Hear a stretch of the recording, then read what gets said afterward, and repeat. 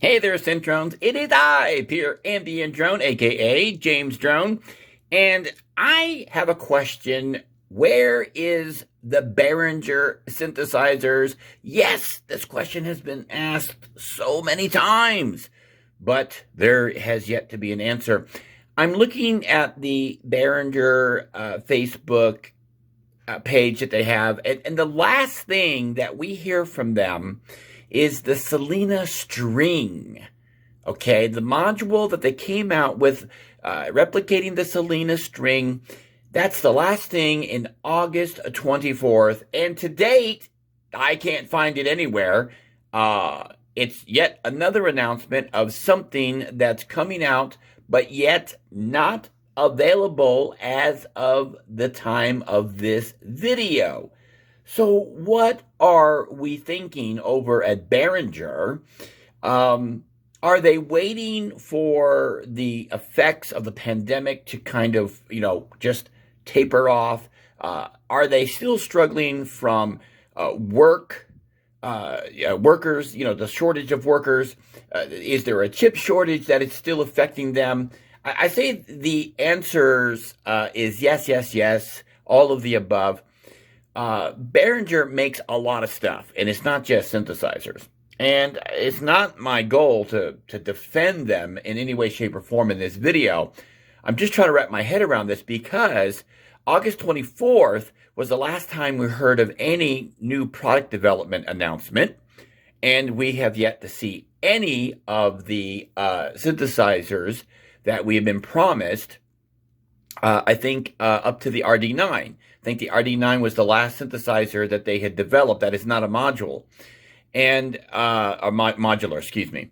So what I'm thinking is that they're probably regrouping in their camp. Now, you know that inflation is skyrocketing, and maybe they're hoping that inflation is going to go down. So this is all a guessing game over here, by the way. I'm just throwing these questions out for you.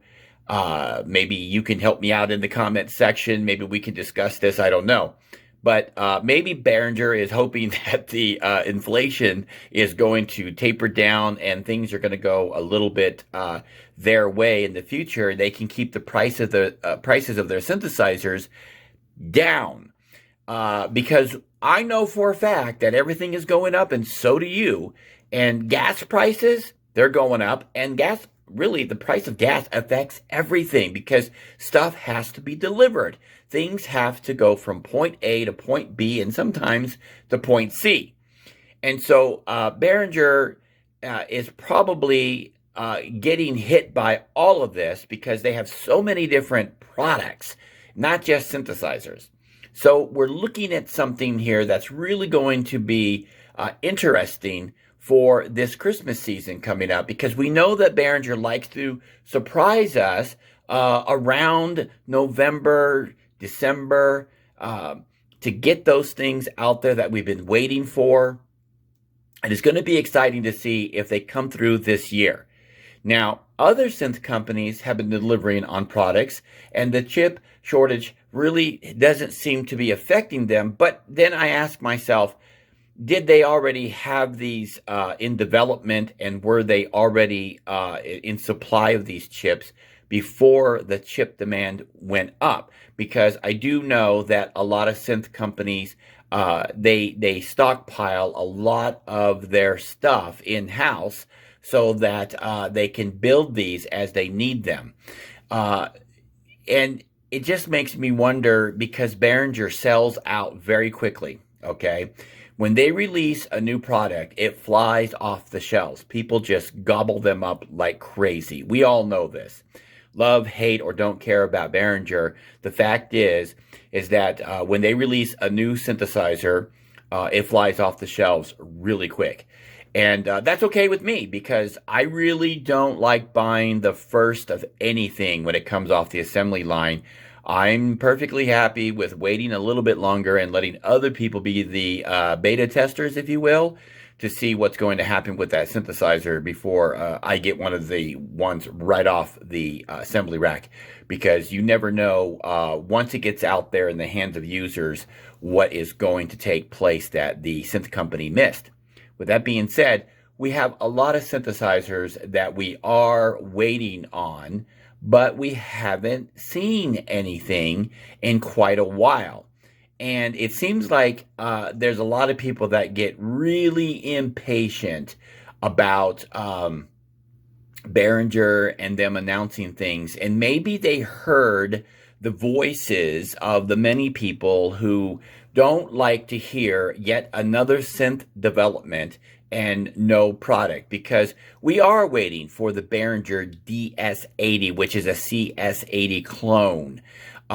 Some of us are waiting for the little mini synthesizers that they promised us to be coming out. And it makes you wonder if maybe they heard what we are talking about. Now, personally, I would love to get my hands on a UBXA, a Pro 16. That would be very interesting to get my hands onto. A Pro 800, I would be delighted to give a spin.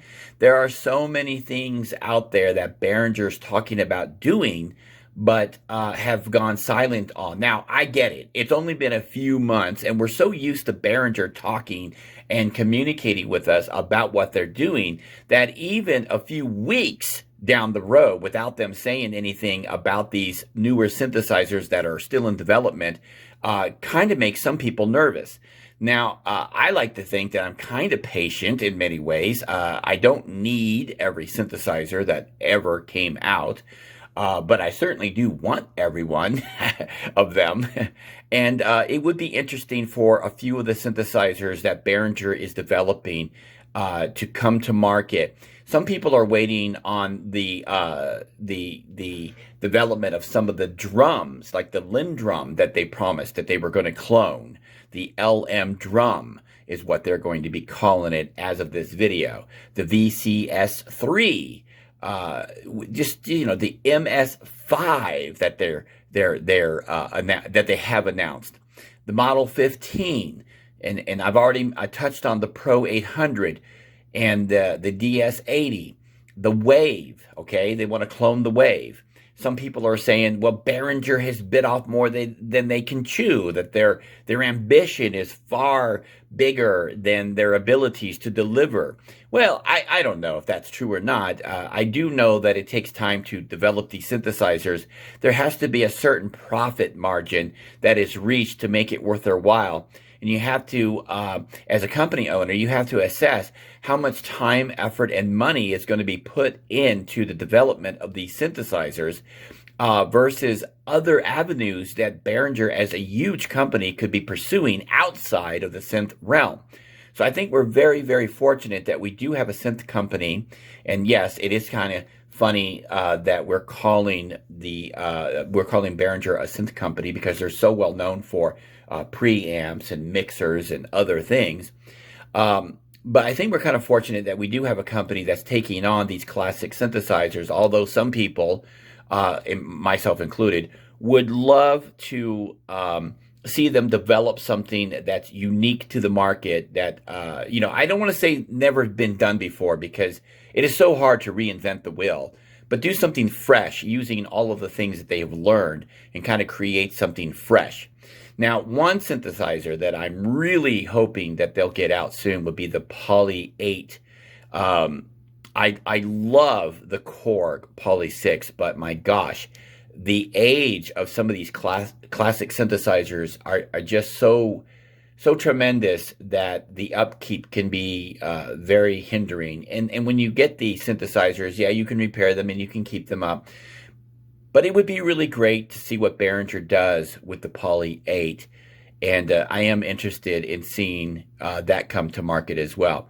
What synthesizers or synth that you might be waiting for from Behringer are you excited for? And what do you think the holdup is? I mean, I'm just guessing here. Help me out here in the comments. Let's talk about it. Let's keep it civil. We're all friends here. Until next time, hit that subscribe button, tap that bell, and above all, keep calm and synth on.